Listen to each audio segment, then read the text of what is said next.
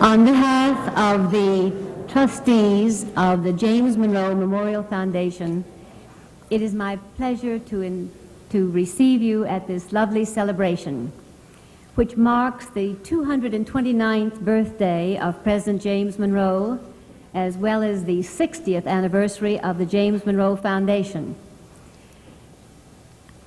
We have been founded by President Monroe's great-great-grandson, Lawrence Gouverneur Hoos, and his great-granddaughter, Rose Gouverneur Hoos. And tonight, we will have an evening that will be full of reminiscences about President Monroe, none more important than the beautiful unveiling of the portrait. And it is my pleasure now to turn the microphone over to Mr. Clement Conger. Good evening, ladies and gentlemen. Just a word about Rembrandt Peale, the artist of the Monroe portrait. Rembrandt Peale shared his birthday with George Washington. Rembrandt Peale was born in 1778. His father was the most eminent American artist of the 18th century, Charles Willson Peale, who named the infant Rembrandt Peale. Now, with all of that, even the most modest of men would find a person so endowed rather difficult to ignore. Rembrandt Peale himself certainly must have been inspired by these three great attributes. The Peale family of American artists were American revolutionaries, as they would have been called in their day. And the British, unfortunately, had taken over Philadelphia, and the Peales had fled. So poor young little Rembrandt was born in a country farmhouse outside the city of Philadelphia. However, at the age of 16, Charles Willson Peale announced that his son Rembrandt was ready to start painting portraits, which was rather remarkable.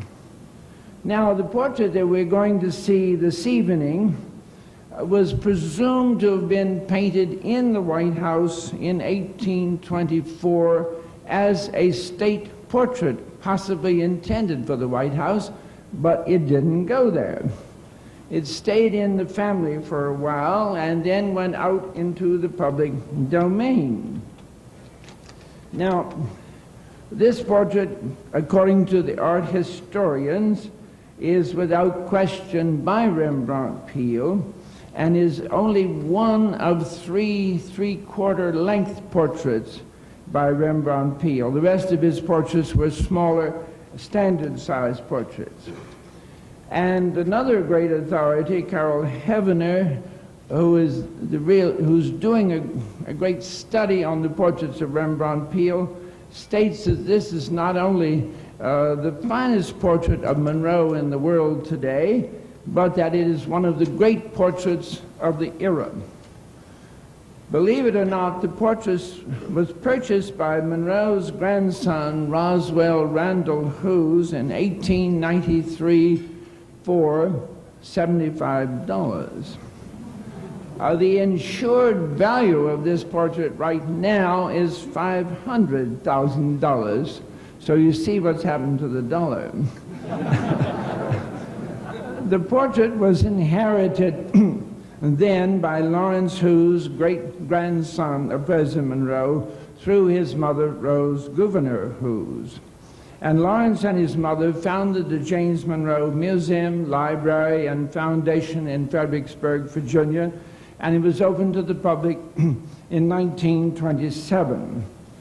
Lawrence Hoos, the last private owner of the portrait, died in the late 1970s, but his wife Ingrid Hoos had the right to hold the portrait until her death 3 years ago.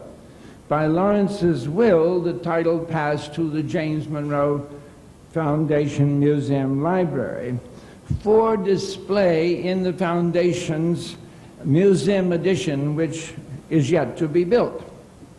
I was entrusted with the responsibility for having the portrait restored because it was in rather bad condition and finding a proper frame for it.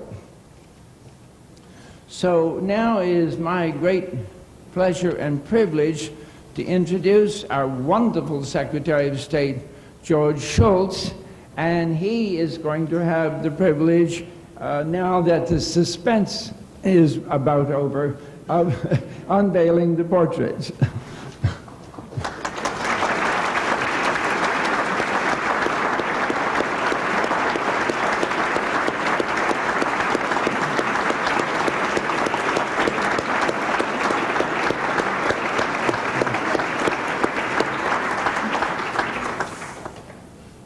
Well, I have to say, Clem, that even the frame is good. It's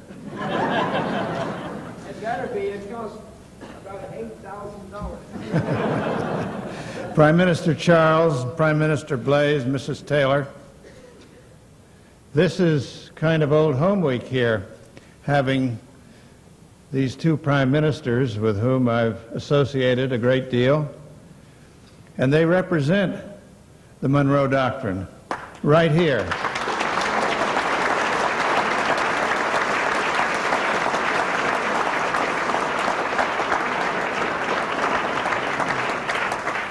And I might say this is a very appropriate place to have this dinner with its early American furniture, all these beautiful surroundings that Clem Conger has wheedled out of people over the years very successfully. And right through the doorway there, you can go to the Monroe Room, which signifies that while we recognize there was President Monroe, that there was also Secretary of State Monroe. Don't forget that. But this occasion, of course, reminds us of the meaning of Monroe's pledge to keep this hemisphere free from foreign interference. Since the American Revolution, this hemisphere has stood for something, for opportunity, for the chance to start over, for tolerance, for freedom to choose one's own leaders and way of life. Realities have often fallen tragically short of these ideals, but the vision and principles contained in the Monroe Doctrine remain the standards for U.S. policy in this hemisphere. Over the years, the United States has defended that standard against alien powers who sought a foothold in the Americas. In President Monroe's day, this country responded to the threat of the Holy Alliance, that the Holy Alliance would reestablish monarchies in countries that had declared their independence of Spain and Portugal. Later presidents, too, would deter aggressors seeking weaknesses here, from the imperialists of the 1800s to the Nazis and communists of our own century. From 1823 to the present, U.S. administrations have believed and affirmed that, to quote the Charter of the Organization of American States, the historic mission of America is to offer man a land of liberty. And we have recognized, moreover, that the security of this hemisphere depends on our determination to keep the would-be aggressors at bay. Today, our strategic and moral obligations are being directly challenged by the Soviet Union as it attempts to establish a base of operations on the mainland of Central America. With East Bloc and Cuban help, Communist Nicaragua has embarked on a military buildup unprecedented in the history of the region. The Nicaraguan regime has already committed unprovoked and aggressive acts throughout the region in violation of the charters of the United Nations, the Organization of American States, and the Rio Treaty. Unless we meet this challenge now, before it develops further, we may, within a few years, face a strategic crisis. The United States' objectives in Nicaragua are clear and reasonable. We want the communist regime to send its foreign personnel home and to stop persecuting its people and threatening its neighbors. We want Nicaragua's leaders to meet the standards they set for themselves when they promise democracy, respect for human rights, and a fair system of justice. This strategy is rooted in our historic policy of a hemisphere free from foreign dictators and oppressors. Since 1824, we have refused to leave our neighbors at the mercy of alien powers and would-be tyrants. To abandon them now would violate our principles and do violence to our own interests. Instead, we must hold fast to the policy that bears Monroe's name, a policy that is particularly responsible for the security and relative freedom that most of the peoples of this hemisphere enjoy today. May this portrait of Monroe continue to remind us of the role he envisaged for our country and of our obligations to confront the strategic and moral challenges of our own day. I thank you very much for letting me be here and say a word to you.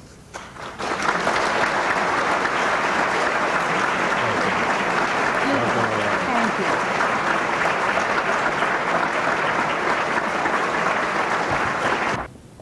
Our records indicate that Monroe served in the 3rd Virginia Company and was, as a young lieutenant, wounded at the Battle of Trenton on December 26, 1776, and that he carried a musket ball to his grave. He was promoted by General Washington as a result of his bravery and the wounds in this action. Harry Amon, in his book James Monroe, Quest for National Identity, published in 1971, said, "At the junction of King and Queen Streets, the Hessians were trying to mount 2 cannons to command the American approach. If brought into action, the cannons would expose the Americans to deadly fire at point-blank range.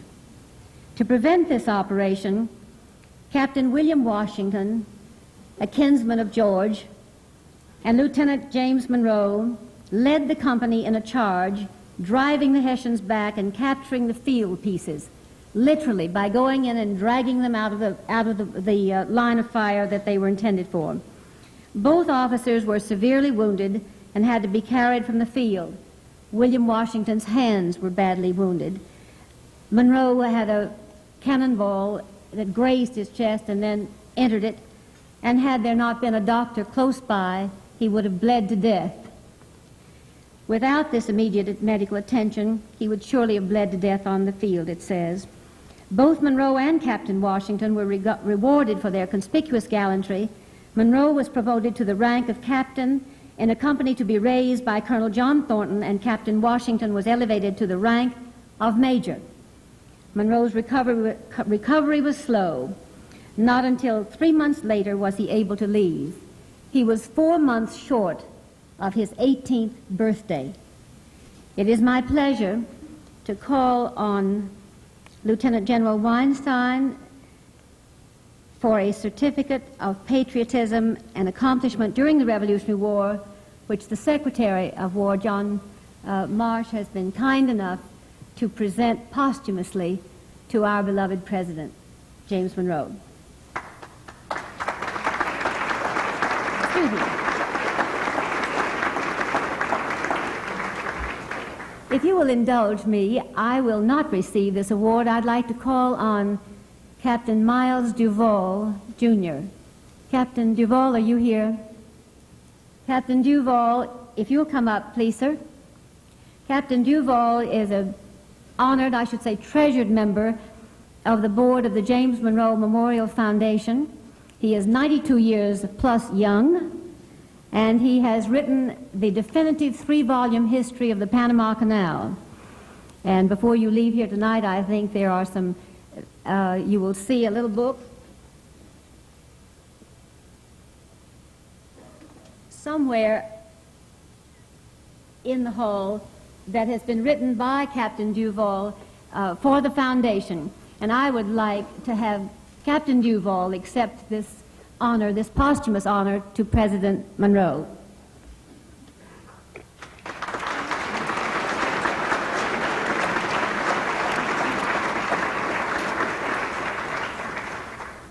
It's a great pleasure and honor for me to be here tonight to represent the Secretary of the Army. And I would like to read the citation. To all who shall see these President's greetings, whereas James Monroe of Westmoreland County, Virginia, did join the Continental Army on 12 February 1776 as a lieutenant in the 3rd Virginia Regiment, And whereas James Monroe did participate in the Battle of Trenton on 26 December 1776, serving as second in command of the leading company of his regiment, which was the leading regiment in the assault column, and whereas James Monroe did assume command of his company, I'm sorry.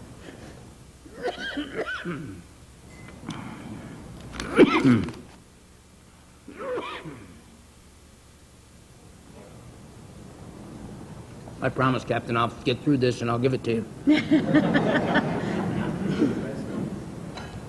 Thank you. Whereas James Monroe did assume command of his company when his captain fell wounded, leading it forward in a daring rush to seize 2 enemy artillery pieces before they could disrupt the advance. And whereas James Monroe did continue to lead his company until he received a near-fatal wound from a musket ball which passed through his shoulder, severing an artery.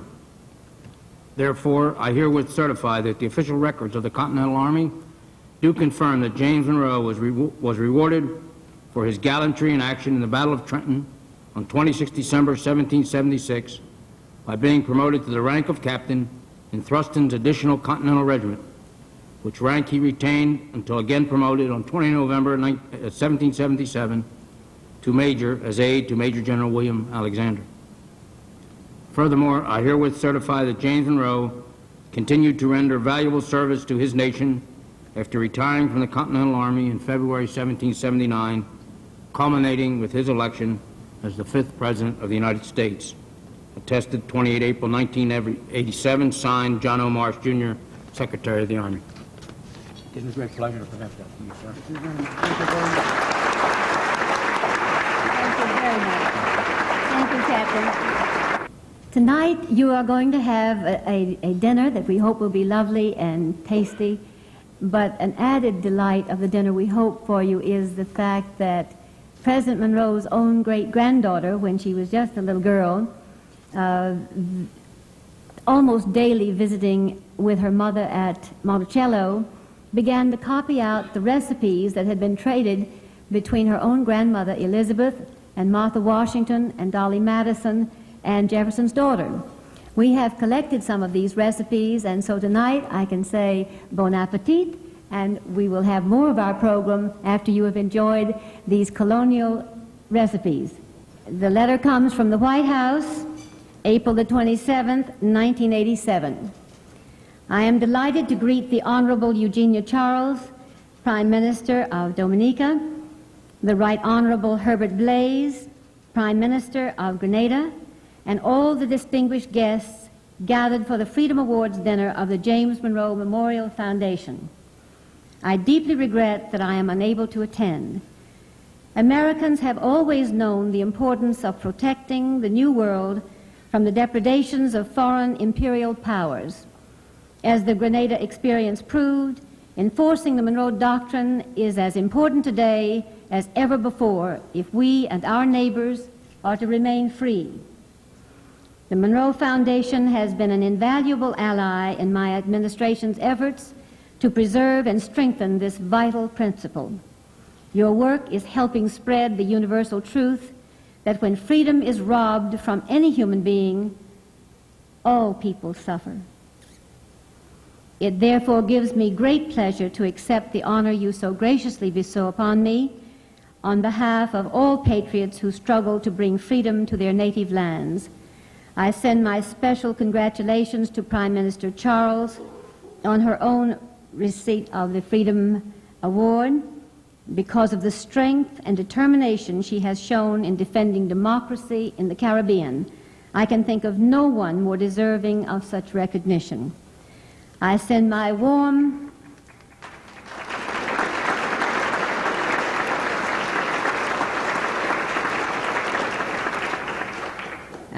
you my warm thanks and my best wishes to the Foundation for continued success in promoting liberty in the Americas. God bless you. Ronald Reagan.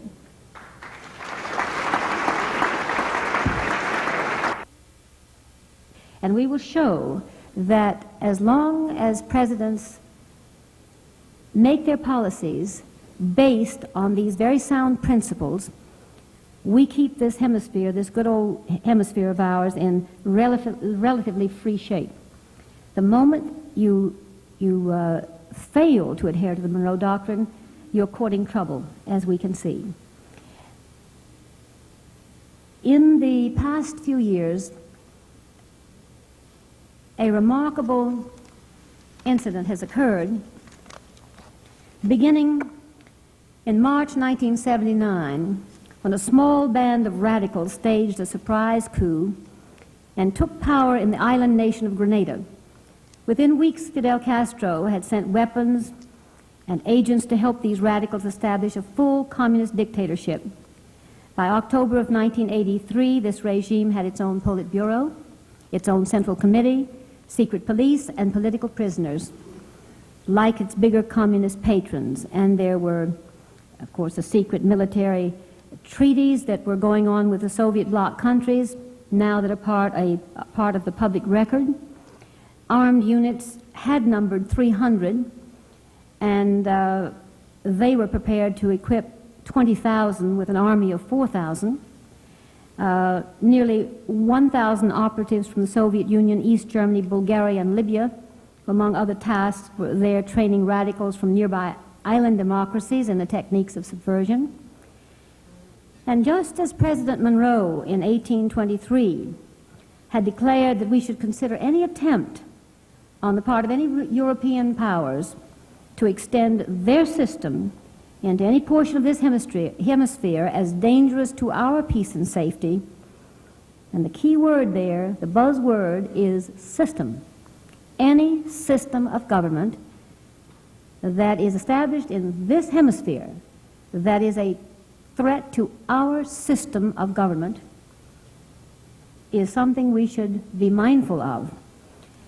And the democratically elected prime ministers of the Eastern Caribbean in 1983 looked with deep concern on this new communist government being built on nearby Grenada. In 1981, they had established the Organization of Eastern Caribbean States as a system for collective and mutual defense against any threat that might come from Cuba or Grenada. When on October the 12th, 1983, one communist faction led a coup against their colleagues and imprisoned them, Prime Minister Eugenia Charles led the way in calling for an emergency meeting of the OECS on Friday, October the 21st. Then came the news that the new communist rulers of Grenada had executed their former leader, Maurice Bishop, and 5 former cabinet ministers, and killed about 50 civilians. The Revolutionary Military Council then imposed a 24-hour shoot-to-kill curfew, cut all communications with the outside world. Prime Minister Charles called the new group unlawful, and with her fellow OECS leaders terminated relations with Grenada.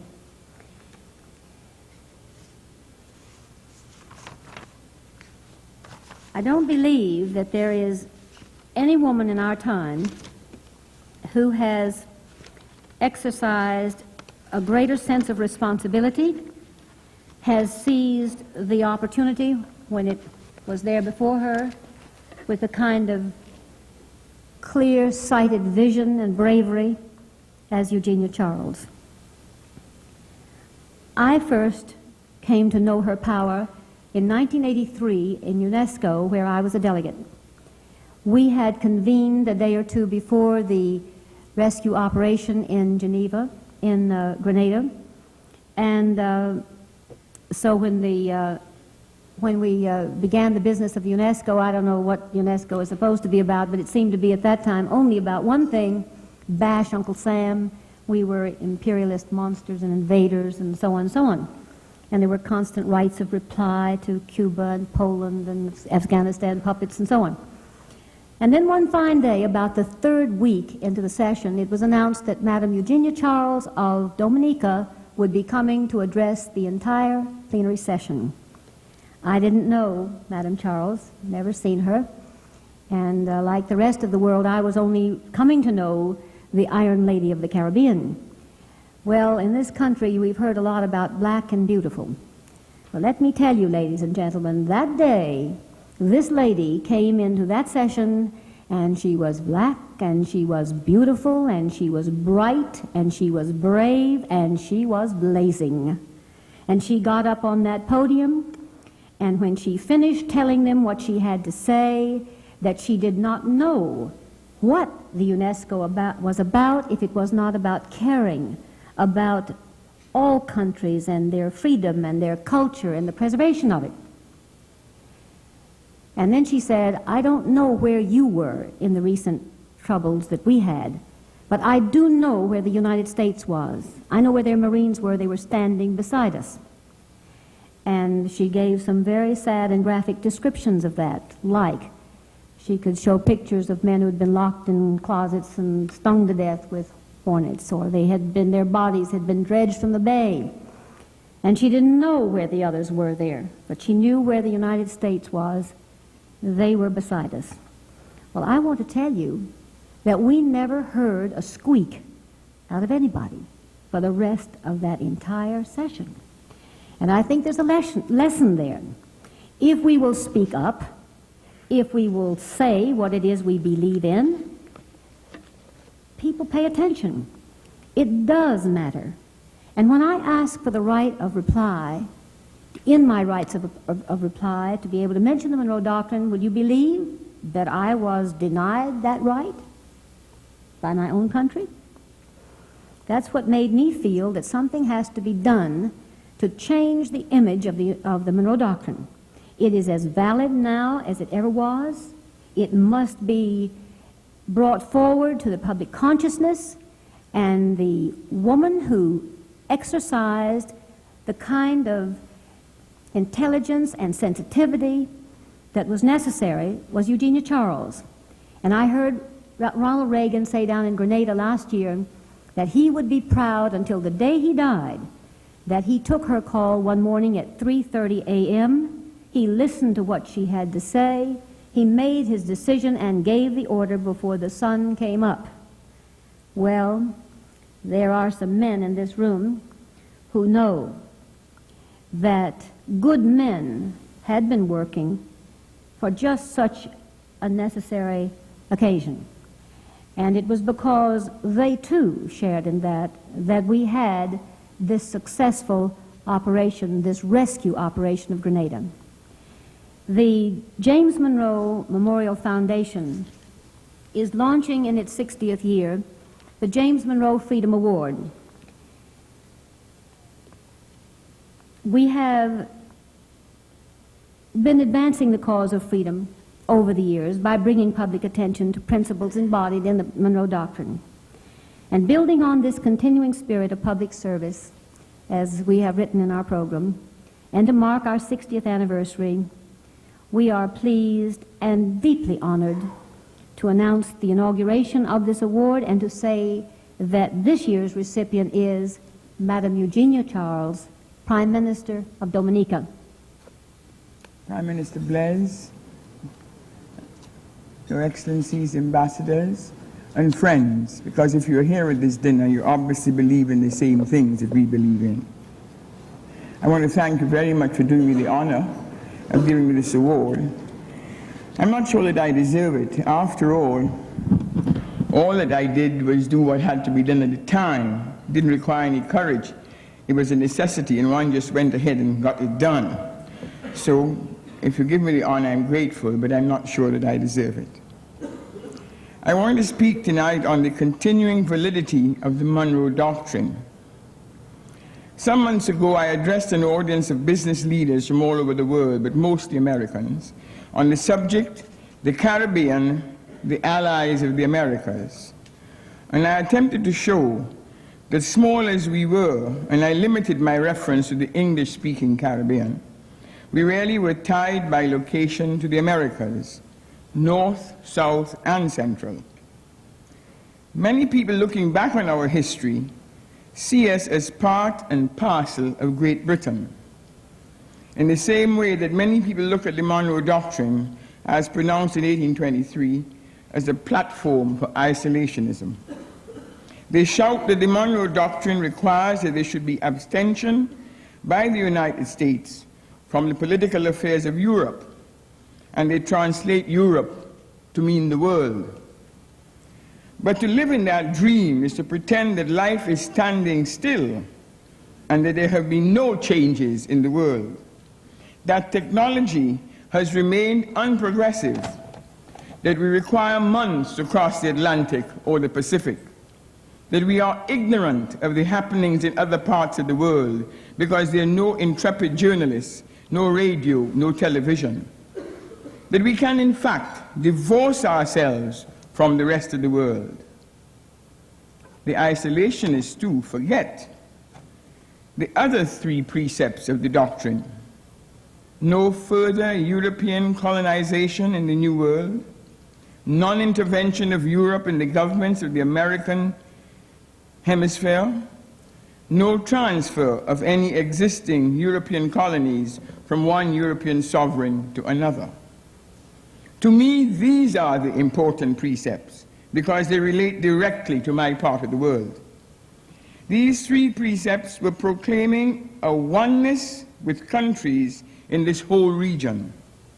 The United States of America was stating openly that they belonged to a region which they would protect in every way they could. They would not go to war to obtain their freedom, but if the freedom of the sovereignty of any country was threatened, the U.S. would act to prevent it.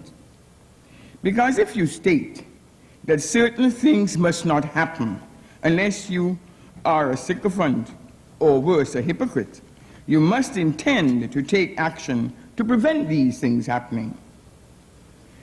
Even at that stage, freedom was the watchword. It was stating that if you are a colony, I will not interfere, but I will not allow you to be passed on to another colonizer. Instead, you must gain your freedom. You must join with others as you wish, who are perhaps your neighbors. It is fortunate that we had the nucleus in place, because when the people of Grenada sought our assistance, we were ready to respond. Ready and willing, but because we knew we could not do it alone, we had no difficulty in seeking assistance from another country in the Americas. Who best to help us in our hour of need but the country which 160 years earlier had declared that we were part of the region and as such had a right to have our freedoms protected by concerted action. The Monroe Doctrine was applied fittingly in this case. Foreign countries, through their representatives inside Grenada, were manipulating acts of aggression which could not be tolerated. Our islands were threatened with indirect acts of aggression. To people who think that attack means physical blows, let me assure them that attacks on the mind, on the thinking, on the decision-making capability is far, far worse. It is more difficult to discern. It is more difficult to withstand. And it requires a great deal more resources than we have at our disposal to avert. To fight these indirect acts of aggression requires a great deal of time, patience, diligence, and a constant thrust.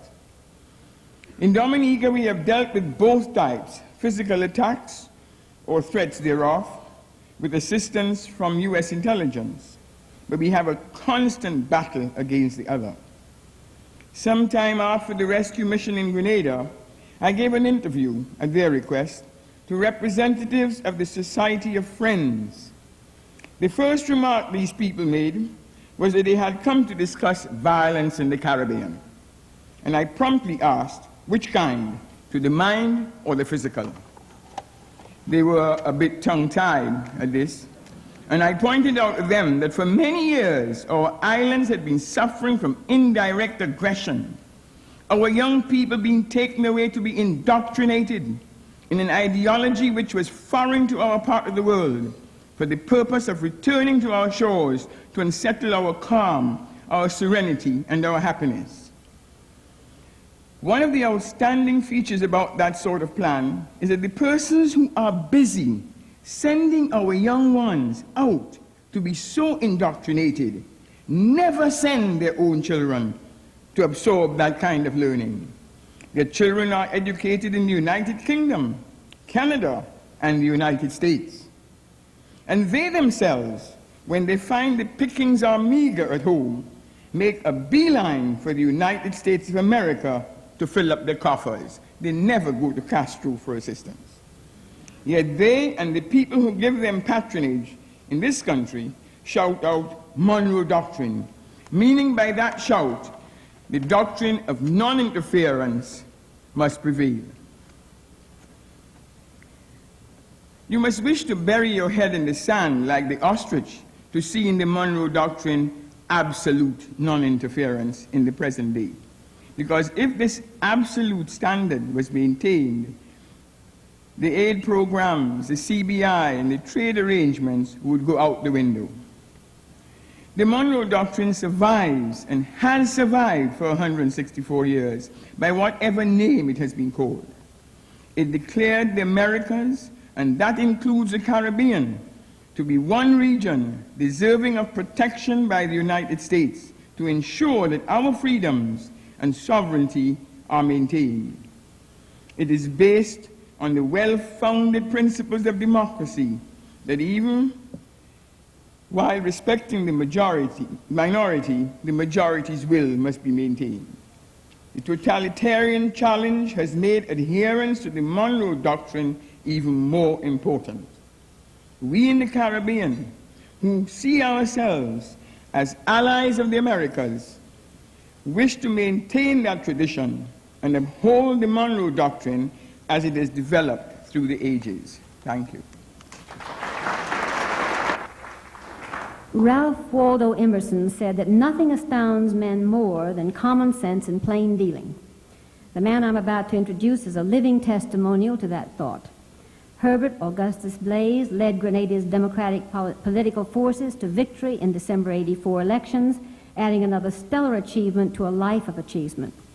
Trained in economics and the law, Prime Minister Blaze was Chief Minister and Premier of Grenada during its colonial days and has been President of the Grenada National Party since 1961. He is also Chairman of the new National Party of Grenada. The respect he has won from both Grenadians and his neighbors in the Commonwealth Caribbean demonstrate that his career of public service has been one based on common sense and plain dealing. He is tenacious in pursuit of truth, implacable in defense of liberty, and vigorous in opposition to totalitarian communism. It is a special privilege to welcome tonight, therefore, the Right Honorable Herbert Blaze, Prime Minister of Grenada.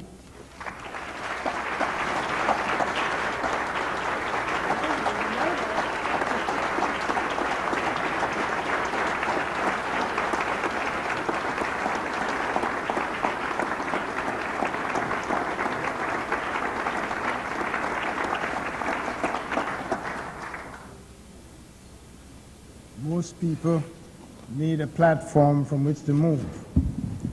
Whenever I get this kind of introduction, I find my platform is so shaky because I don't have any more to say. Nevertheless, I'd like to tell you right away that on that day, the 20th of February 1986, last year, when the President of the United States visited us in Grenada, there was a computer count of the people who went into that Queen's Park. And according to the computers, there were 43,000 people there, not counting those who were outside, waiting to get in. And when that count was given, the Right Honorable Kennedy Simmons, Prime Minister of St. Kitts, who was there, said, "Boy, you have more people here than the whole state of St. Kitts." So we said, the people of Grenada came out not to stare, but to show that they felt to their heart that they were given a privilege of rescue and saving, and they had to recognize it when the President of the United States came there. 3.5 years ago, when Grenada was thrust onto the world scene, And it was learned that there was a small island which was being invaded, they said, by the United States of America. The reason for the invasion was that a small island and the big United States of America. That's what they call invasion. And in the United Nations, people who are supposed to be responsible, representing their countries, they got up and shouted, "Invasion, get away from Grenada." They equated what was happening with what happened in Afghanistan. And they knew that the free world condemned Russia for what it did in Afghanistan. So they wanted to get their own back by saying, well, Russia did that, you were condemned. America did this, must condemn America too. Well, why didn't they come and ask us? Why didn't they come and ask the Grenadians what was taking place? They came with armored cars and guns and blasted the fort. And you could see from where I stayed a few hundred yards away, people jumping over walls, jumping over to get to save themselves from destruction. It took us a long time before we realized that Grenadians could do this. But Grenadians are bitten by the communist bug are just as bad as any communist, any part of the world. And they blasted their way. And they took the Prime Minister and his colleagues and they lined them up against a wall and shot them. But no news came out. That happened about 11 o'clock, 12 o'clock. We heard no news until at night. After they had done what they had to do about hiding the evidences and so forth, then the revolutionary military leader came on the air to tell Grenadians that there was a confrontation in which the Prime Minister got in the way and he got killed and a few persons with him. But to make the country safe, they have to put the whole state under curfew, he said. And even while people in Grenada were suffering, Grenadians could still laugh when they hear funny things. He put the house under curfew for 24 hours until further notice. Imagine that. A country where people have to look for their feed every day, people have to look after their animals, people have to go to the shop to buy, and all of a sudden, a house arrest under curfew, he meant curfew, of course, for 24 hours.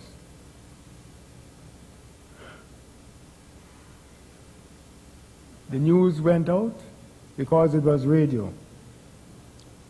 Eugenia Charles got the news, John Compton got the news, and they spent the night working because they wanted to make sure that something was done about Grenada. But those people who said that we were invaded didn't recognize that the people of Grenada sent for help. Put under curfew for 24 hours until further notice. The next day people were calling on the telephone. And everybody was recognizing that there is a God above.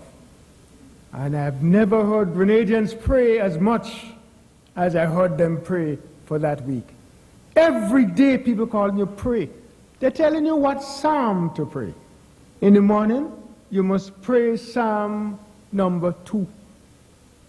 And they tell you, in the night they call you again, they tell you pray Psalm 115, 116, 117. And people just calling one another. Those who could call one another at home. But the telephone and communication were cut off overseas. I left my daughter in Carriacou that Wednesday morning, expecting to return home in the evening. She couldn't hear from me, I couldn't hear from her. My wife was in Brooklyn with some of my other children. We couldn't hear from her, she couldn't hear from me. Somebody had telephoned before the breakdown, Dr. Stanislaus, the ambassador, telling him that I was in Grenada. He called my wife and told her I'm in Grenada.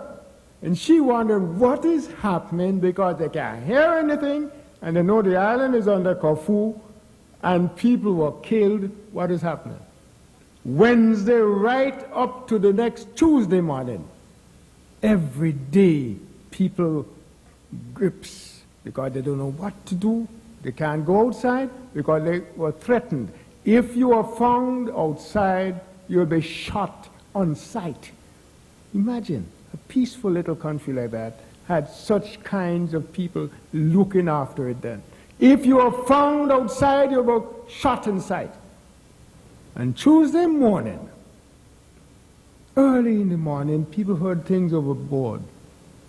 Upstairs, helicopter gunships, and they looked and see they were not Cubans, they were not Russians. And every time rain falls, Grenadians go and hide. But this time, when Grenadians heard guns and they knew it was not Cuban or Russian, but American, they came outside. So people say Grenadians afraid rain, but they ain't afraid rescue guns. And so that day, Tuesday, a demonstration of faith in the democratic process, a demonstration of purpose for the protection of the Caribbean and the Americas came to life when President Reagan accepted the request for help from the Eastern Caribbean and joined with Jamaica and the Eastern Caribbean in bringing rescue to the people of Grenada. But we feel that if democracy is to prevail in this world, and if it is not only to prevail, but survive, those of us who believe in the parliamentary democracy, and I mean parliamentary democracy, not just democracy, because there are those who use the word democracy to try to fool the rest of the world. Take Germany, for instance. The German Democratic Republic is the communist one.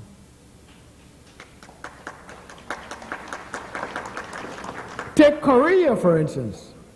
The Democratic Republic of Korea ain't got a thing to do about parliamentary democracy. But they use the thing of democracy to fool the rest of the world. Take the peace conference that they have in Russia every year in June, I think every year. In 1985, they brought Grenadians, among other youth, to that thing in Moscow. And the word came out of that conference, Grenada, the hour will strike again. Why? While we here cherish what is called the Monroe Doctrine, they have a thing they call the Brezhnev Doctrine. And the Brezhnev Doctrine got a slap in its face on the 19th of October 1983, when President Reagan and the Americans came and rescued Grenada from the communist hold, a reversal of what the doctrine says. The Brezhnev Doctrine is, if you are communist, you remain communist. But by God, communism cannot overcome democracy, which is properly well organized and great for them.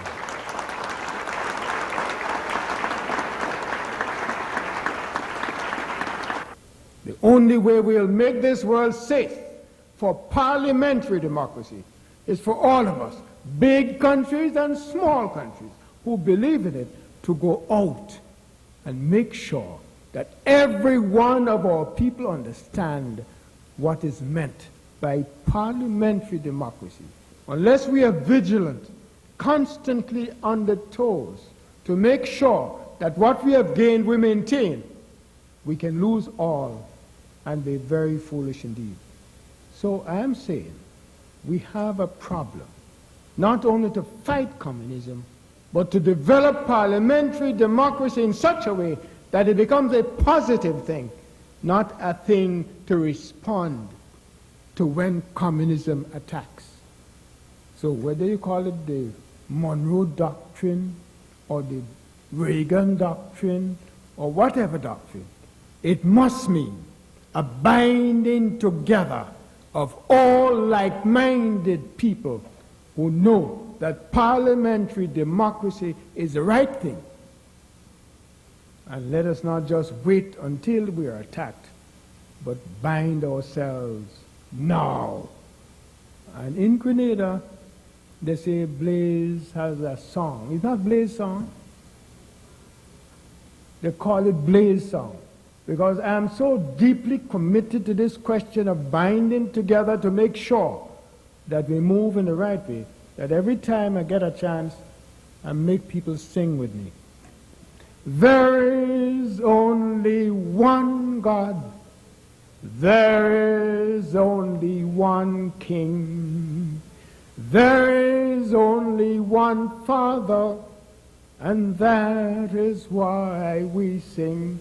So bind us together, Lord, bind us together with cords that cannot be broken. Bind us together, Lord, bind us together, Lord, bind us together with love.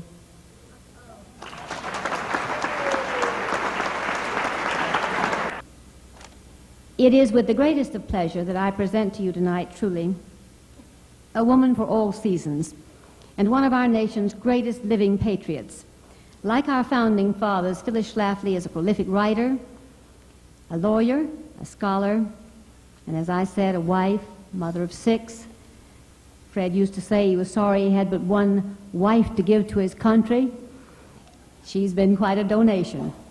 But more importantly, like the great men and women who fought successfully for our independence against a mighty foe, she too has fought more than one David and Goliath battle, achieving victory against all odds. Due to her valiant efforts in behalf of God, family, and country, Phyllis Schlafly, who has previously been called the sweetheart of the silent majority, is today the sweetheart of the conservative majority which presides in our White House. Her successful endeavors have earned for her the honor of being voted the 3rd most admired woman in the world for 3 consecutive years by Good Housekeeping. She is the president of Eagle Forum, author of 12 books, and a dedicated wife and mother who puts homemaking first and an activist career second. Most recently, Phyllis was appointed by President Reagan to serve on the Commission for the Bicentennial of the U.S. Constitution, working to preserve and honor the oldest existing constitution in the world today and our nation's greatest document, which guarantees more freedom and more opportunity to more people than any other constitution in the world today. This appointment is especially appropriate because Phyllis Schlafly knows what freedom means, and like the Founding Fathers, she understands what it means to our national security to preserve freedom in this hemisphere. Today, Phyllis is one of the national leaders who recognizes the Monroe Doctrine for what it is, a living, breathing document that is just as important in 1987 as when James Monroe originally penned it in 1823. Now, just as Phyllis fought and won so many campaigns in the past, she is helping to lead the campaign to educate and persuade those leaders in policy-making positions that when it comes to domestic and foreign policy in this hemisphere, the Monroe Doctrine is still our best policy. Phyllis Schlafly.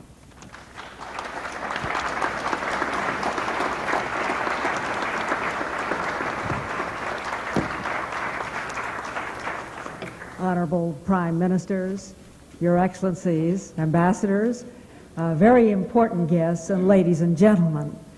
First of all, I think we should take this occasion to thank the one woman whose vision and perseverance and very extraordinary sense of history and sense of patriotism have done more to perpetuate our respect for James Monroe and his policy than anybody else. Helen Marie Taylor, thank you for this dinner tonight.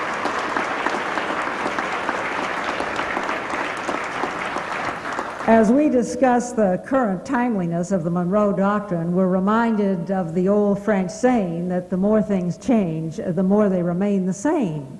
In 1823, 160 years ago, Beethoven was composing his symphonies and Lord Byron was writing his rhymes. Karl Marx was still a child. The United States had a population of only 10 million people. We had no standing army. Our Navy consisted of 5 sailing vessels. But we had a proud sense of national identity. Our leaders were determined to make our grand experiment in constitutional government succeed, but we had a foreign policy problem. Imperial Tsarist Russia was trying to colonize the northwest of America, from Alaska to San Francisco. Tsar Alexander I issued an order claiming the entire Pacific coast. Other European rulers had begun to realize that America is, as Alexis de Tocqueville said, a land of wonders, so they began to look with greedy eyes at the hope of regaining their old colonies. They didn't understand that our riches were in freedom, not in our mineral resources. James Monroe was re-elected president in 1820 by the electoral vote of 231 to 1. President Monroe addressed this foreign policy issue. His Secretary of State, John Quincy Adams, advised him that there could be no better time for saying frankly and explicitly to the Russian government that the future peace of the world cannot be promoted by Russian settlements on any part of the American continent. Some thought that we should have a joint statement with England on this subject, but Monroe wanted it to be uniquely and unilaterally American. So he put it in his message to Congress of December 1823. His message was woven out of the same cloth as Washington's farewell address, but President Monroe had the vision, the ability, the initiative, and the courage to bring it all together and focus in on the crucial foreign policy issue of his time. The essential part of the Monroe Doctrine is that the political system of Russia and the Allied powers is essentially different from that of America. We should consider any attempt on their part to extend their system to any portion of this hemisphere as dangerous to our peace and safety. Now note that the Monroe Doctrine was not limited to territorial aggression. Monroe spoke against Russia extending its system to this hemisphere, and he said that was dangerous to our peace and safety. Lafayette called the Monroe Doctrine the best little piece of paper that God ever permitted to be written by any man to save the world. The Monroe Doctrine declared for all the world the difference between our republic and the old world empires or dictatorships. It was enthusiastically supported by our Congress and our people. They know that it rests on our inherent right of self-defense. In the 20th century, the Monroe Doctrine has had great and enthusiastic advocates. In 1954, a communist regime took over in Guatemala, and President Eisenhower appointed Ambassador Whiting Willauer as ambassador to Honduras for the specific purpose of helping some exiles, anti-communist exiles from Guatemala, to retake their country with the full support of the Americans. That is a great model for what we might do again in helping the Contras in Nicaragua. In 1962, Nikita Khrushchev thought he had a great idea for ditching the Monroe Doctrine. He announced, now the remains of this Monroe Doctrine should best be buried, as every dead body is, so that it does not poison the air by its decay. And he tried it. He tried sending his missiles into Cuba, but we all know that the American people almost rose up and were willing to support our government in any action whatsoever that was necessary to get those missiles out of Cuba and to reinstate the validity of the Monroe Doctrine. The Monroe Doctrine was the real reason why our people so enthusiastically supported President Reagan's action to liberate Grenada. The purpose of the award program is to recognize and pay tribute to those writers, speakers, and policymakers whose words and actions support the continuing validity of the Monroe Doctrine.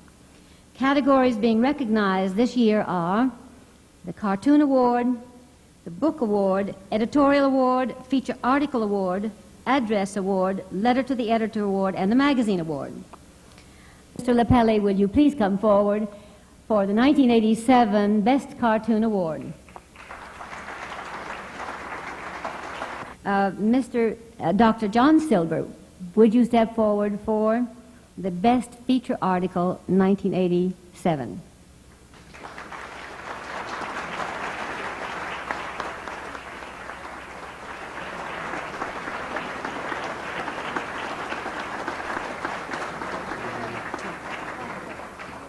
Dr. Benedy, and it is our pleasure to present to you the 1987 Best Address Award. One man whose inspiring spiritual fortitude enabled him to survive the oppression of Fidel Castro is Armando Valladares.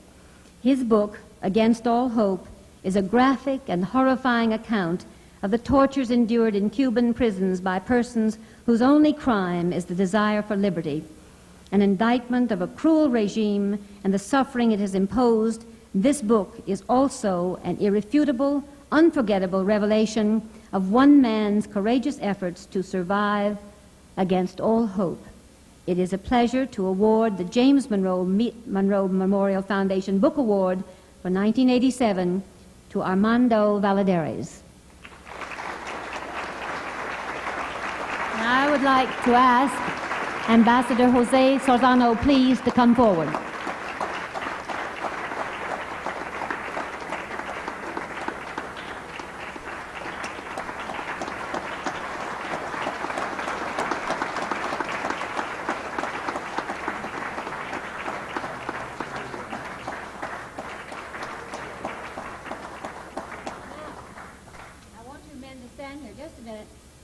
And indulge me something.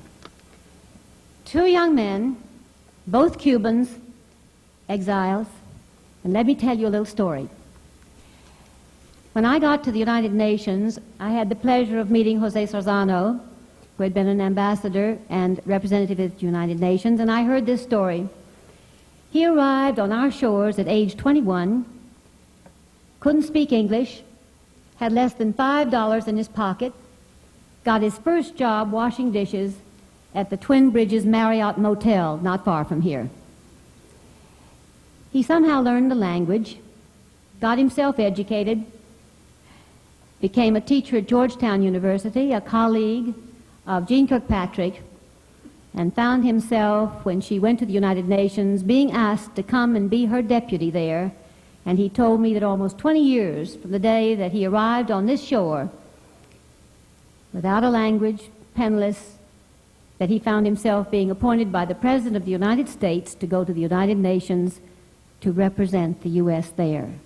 Quite an American, well and alive success story, wouldn't you say?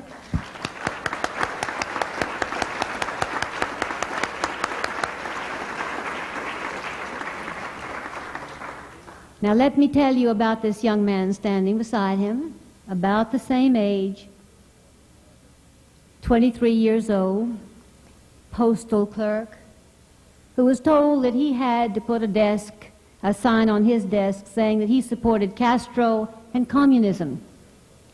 He refused and made some disparaging remarks, and this young man spent 22 years, the next 22 years of his life, in Mr. Castro's prisons and going through all the tortures of that hell. That's Armando Valladares. The point of this story, I hope, is that when an American president, Madam Charles, Prime Minister Blaise, I know you understand, when an American president goes to sleep at the switch or thinks he can cut a deal with people like Castro and Khrushchev, here's your result.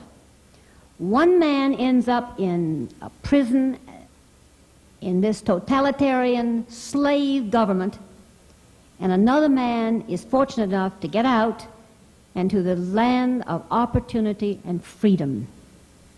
What a poignant reminder that no American president dare violate the Monroe Doctrine or make deals about it.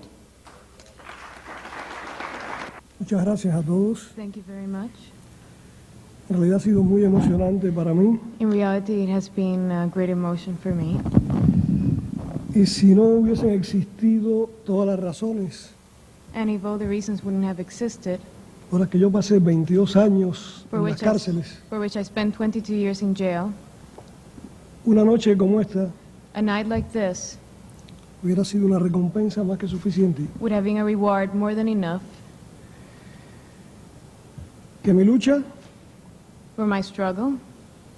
es en favor del respeto a los derechos humanos My struggle is for human rights, for the respect of human rights, y en lograr la libertad de mis compañeros, and trying to obtain the liberty of my friends, algunos de los cuales llevan casi 28 años en las cárceles some of which have spent almost 28 years in jail. y están en esas prisiones And they're still in those prisons únicamente only because por defender los ideales, they have defended the ideals, los principios the principles sobre los que se levanta esta sociedad. on which the society has been founded. Están allí They are still there por defender la libertad que ustedes disfrutan hoy. because they defended the liberty that you now enjoy. Necesito toda la ayuda posible I need all the help I can get para poder sacarlos de la prisión. so I can get them out of prison. Buenas noches y muchas gracias. Good night and thank you very much.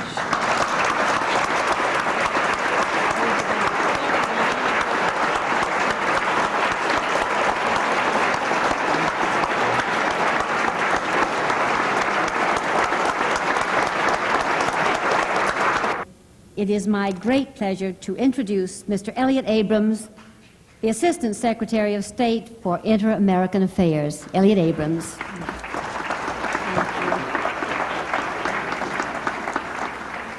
Thank you very much. Those of you here are wise enough to know the importance of the Monroe Doctrine, and anybody who is wise enough to understand that is wise enough not to want to hear a speech from me at this hour of the night, and I'm wise enough not to want to give one. I think that we have heard all we need to hear, and it can be summed up in one or two sentences. What happens when the Monroe Doctrine is put aside is, in a sense, the story of Armando Valladares' life and the life of his country. What happens when the Monroe Doctrine is remembered and put into effect is the story of Prime Minister Blaise and Grenada today. All the rest is commentary. All the rest is detail. If we can remember the story of Grenada and the story of Cuba, the story which Prime Minister Blaise told us tonight, and the story which Armando Valladares told us, then we will remember what we need to know to keep the Americas free. Thank you.